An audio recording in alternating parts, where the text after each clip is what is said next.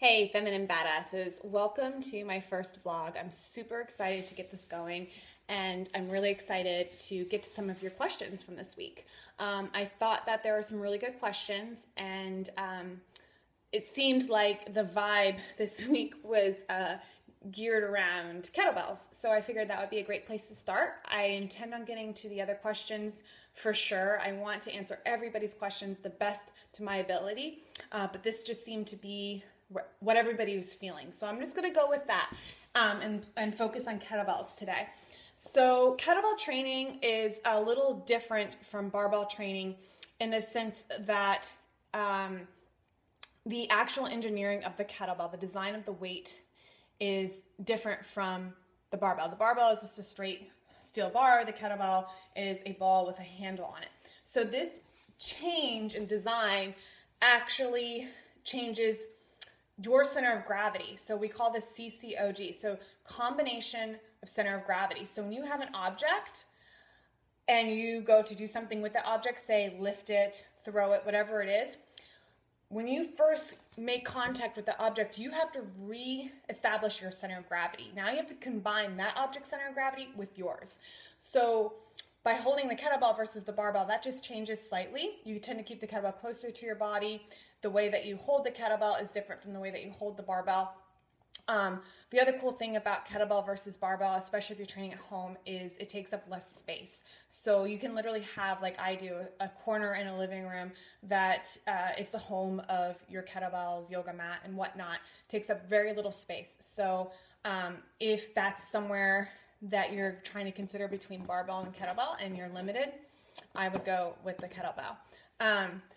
Secondly, I wanted to kind of talk about basically the first movement that one would learn when you're learning how to use kettlebells as they were basically kind of intended, I guess you can say, to use. They are just a tool. They can be used like a dumbbell or a barbell or a rock or whatever.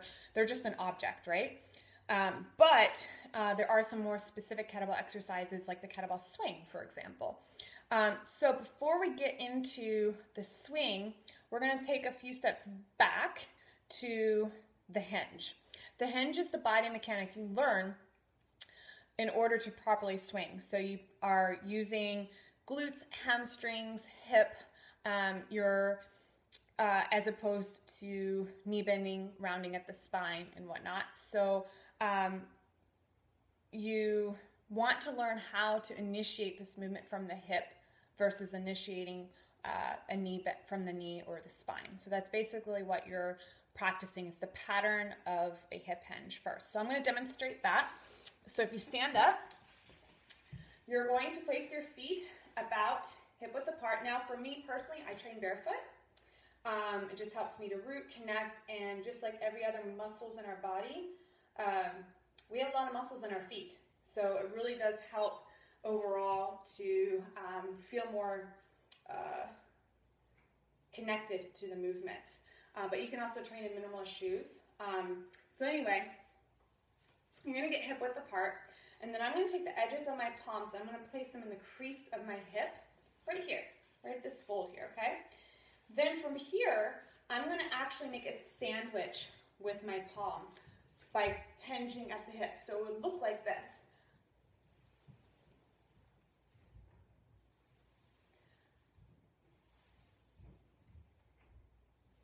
So as I drive my hips back, I'm actually closing in on my palm. Do you see that? So now my hands are stuck here. Now, if I were to knee bend, I can't make my sandwich. If I were to bend at the spine, I can't make my sandwich, right? So in order to make my sandwich, I have to initiate by sitting back, so that we call this a posterior shift. So we're redistributing our body weight back into our heels, okay? So we're gonna reload tissue in the back of our legs and our hamstrings, our glutes, as opposed to more around the knees and the quads, okay? So you're here, and then you stand up. So go ahead and try 10 of those. Notice my tailbone is lifting upward and my glutes are reaching back, not towards the floor. I'm pulling myself back. And if you're used to wearing cushiony heels, or if you're not used to doing a lot of posterior shift exercises, you may feel a little off balance. You may feel like you're gonna fall. It might be very difficult. And so I would again suggest trying barefoot, honoring your body and your range of motion. So just maybe not going back as far to start, but going to where your body allows you to go, your boundaries, and then working progressively from there. Okay, so again, you stand up nice and tall. Just go back, I make my sandwich. My spine is neutral. But see, my knees do bend, right? But it's as my hips are going back as opposed to first. Okay. Here. So try 10 of those, and then if you do have a kettlebell handy, you can use a kettlebell. I recommend for women starting with at least a 26 or 35. You do want a little bit of resistance so that you can feel the purpose of the exercise. So I have a 35 here. I'm going to stack myself over the bow. So it's literally between my feet. I get my sandwich. There it is. See, if you see that? My hand's stuck between my thigh and my torso here, okay? Because I'm driving my hips back. Place 2 hands to the bell. Stand nice and tall. Bring the hips forward.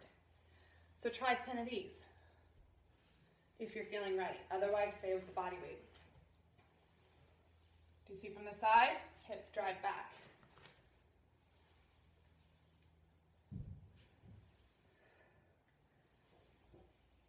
Okay. So that's the hip hinge and the deadlift. Now I can get into all sorts of things and what not to do and what to do. But for now, I like to kind of just stick with 1 cue, maybe 2 at the most, and focus on that. Focus on your sandwich, the edges of your palm, lining them up right here, right at the crease, okay? And you're closing, you're making a sandwich. Hips go back, butt out, butt out, butt out, butt out. And then go back as far as you can. And you're gonna, again, feel that sensation in your hamstrings and your glutes. And we can get more into how to reawaken those muscles if you're having trouble connecting. So that's the hip hinge. Again, start with body weight. Do like 3 sets of 10. And then you could progress towards using the kettlebell. Doing, again, about 3 sets of 8 to 10 reps. Resting, you know, kind of casually in between. It doesn't have to be like a, you know, you don't have to have a stopwatch and time yourself, but just rest for a few seconds and then go back and try again. Again, we're focusing on skill building. We're not focusing on work capacity. We're just focusing on skill. So this isn't something that you need to treat as like a time constraint workout, all right? We're not there yet. We're trying to get the skill down. So again, hip hinge, it's a hip initiated movement. Secondary would be bending at the knee. So or flexing at the knee rather, all right? So you should feel some load in the glutes and the hamstrings. You should be able to feel your body weight shifting back into the heels. And then as you stand up, the knees and hips extend fully. Your glutes should activate. So by activation, you should actually be externally rotating the thighs, okay? Externally rotating the thighs at the top to get those glutes to activate. So think about, you know, those barbershop thingies with the red and white? Think about that being your thigh. So you're spiraling the femur or the thigh bone out. And when you do that external rotation, you'll find your glutes in their lateral hip area. So you want to start working that at the top of your deadlift. Start to feel that. Instead of just thinking about clenching your butt cheeks together, I want you to think about, because sometimes that just doesn't work. I want you to think about the external rotation. You should feel a little opening at up by the hip here, by the hip flexors. You should feel that kind of stretch at the top, and everything else back here should flex and tighten. Okay, so again, think about that barbershop little spinning bobber thing. I don't know what they're called, and that's your thigh, externally rotating, opening up. All right, and then we can dabble into the core and all that stuff. But again, let's keep it, let's focus on just getting those hips to work. So feel free to post some videos in our group. It's all private. I'm not going to go blast it and share anywhere else. If you want me to critique your form, you can also PM me the video if you feel more comfortable with that. But start hinging, start waking up those glutes. This will also be beneficial to just everyday life, learning how to properly get up and get down, getting up and off of a chair and whatnot, properly picking an object up off the ground, which is the deadlift. So it will definitely translate pretty well into those more practical situations in everyday life. So that's pretty much it. All I want to get into the kettlebell training right now. Again, I don't want to overwhelm, but for workouts at home, again, look at this more as skill building. So a few days a week, just grease the groove. That's something I've learned from Pavel. Just practice daily. Again, just with your body weight, just getting used to that hip hinge. You can even practice against the wall by lining yourself up, tapping the wall with your butt. And then when you're there, to make sure you're in the proper position with your pelvis, I want you to feel the fabric of your pants sliding up the wall, if that makes sense.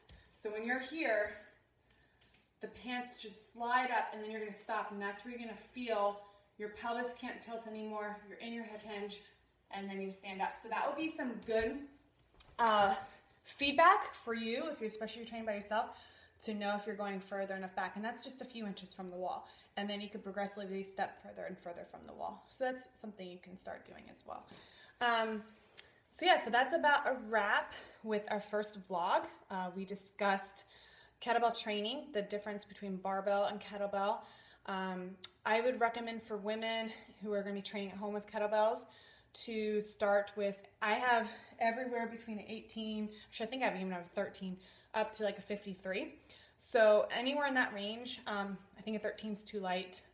So I would start anywhere between 18 and 35 pound kettlebells. For deadlifts, I recommend, again, starting with like a 26 or 35 for most women, so you feel a little bit of a load.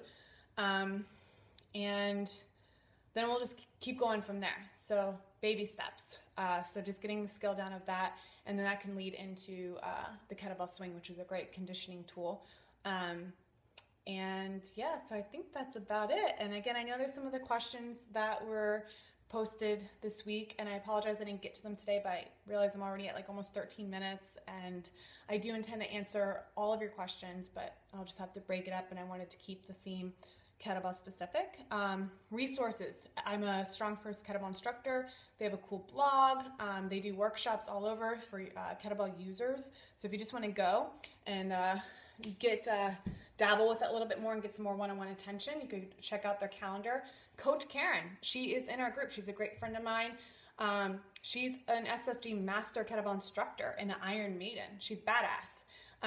She's very knowledgeable. She and I were at the 2008 certification together way back when, so we've known each other since, and she's a great person to have in your corner in regards to strength training, programming, and kettlebell specific stuff.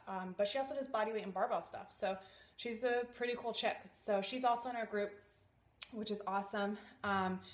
She has a blog, coachkaren.com. She also has a coaching corner where she has like workouts and stuff like that. So maybe something to look into. Then she also writes articles for Girls Gone Strong about kettlebell training. But Strong First, RKC, that's where Karen and I both started. If you have an RKC in your area as well, they're legit. They know how to teach kettlebell techniques safely and efficiently. So RKC, SFG, I'd recommend those two for if you're seeking a coach. They also both have like blogs and stuff like that you can read and articles. Coach Karen, again, who's a feminine badass and awesome, and more than willing to help people. So she's there. Check out her website. But yeah, so good luck. Get hinging, wake up those glutes, and again, feel free to post a video. Let me know how things are going, and get ready for next week, for next week's vlog. So start asking questions even now. Just start getting them out there so that I can prepare for next week. And I love you guys. Thank you so much for being